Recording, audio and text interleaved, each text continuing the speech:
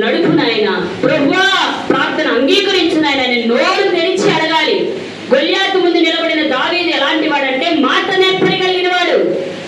యెహోవా మాట ఇచ్చి తప్పని వాడు, ఆయన మాట చేత సర్వ సృష్టిని కలిగించిన వాడు, దయగల మాటలు కలిగిన వాడు, చనిపోయిన వారిని లేపగలిగిన మాట కలిగిన వాడు, రోగులను స్వస్థపరిచే మాట కలిగిన వాడు, ఆ మాటకారి యొక్క కుమారుడు మాట నేర్పడి కలిగిన వాడు. హల్లెలూయా. మొత్తోడు కాదు, నత్తోడు కాదు, పిచ్చోడు కాదు, ఏ మాట పడితే ఆ మాట మాట్లాడేవాడు కాదు దావీదు. ఏ మాట మాట్లాడినా విషయం చూసేవాడు దావీదు. గొల్యాతు దగ్గరికి వెళ్ళి అంటున్నాడు, నేను యెహోవా పేరట చూస్తున్నాను అన్నాడు. అంతే.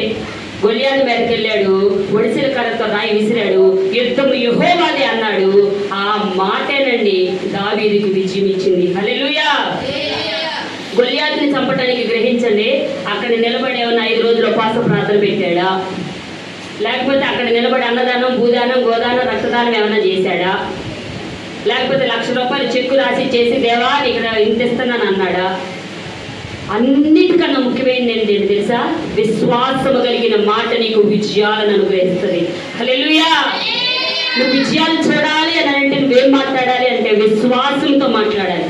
ఏదన్నా నీ చుట్టూ సమస్య తిరుగుతుంది అనుకో, అయిపోయింది, ఇంకేముంది, అయిపోయింది, ఆడు వచ్చేస్తాడు, మనం చంపుతాడు, మనం చచ్చిపోతాం. ఇదా ఈ మాట నీ నోటి నుంచి రావాల్సిన మాట. మరణమే ముందున్నా కానీ మనం మాట్లాడాల్సిన మాట ఏంటి తెలుసా? పునరుద్ధానుడు మరణపు ముళ్ళుని విరిచిన వాడు మన ముందు నిలిచాడు. మరణమా నీ ముళ్ళెక్కడా అన్నాడు. ఈ మరణము నన్ను దాటి వెళ్ళిపోతాయి. హల్లెలూయా.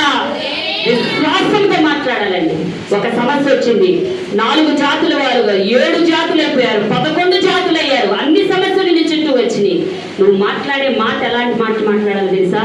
సృష్టికర్త నా పక్షాన అన్నాడు, నేను యెహోవా పేరట యుద్ధం చేస్తాను. నేను చేయట్లే, నేను చేస్తే ఓడిపోతా.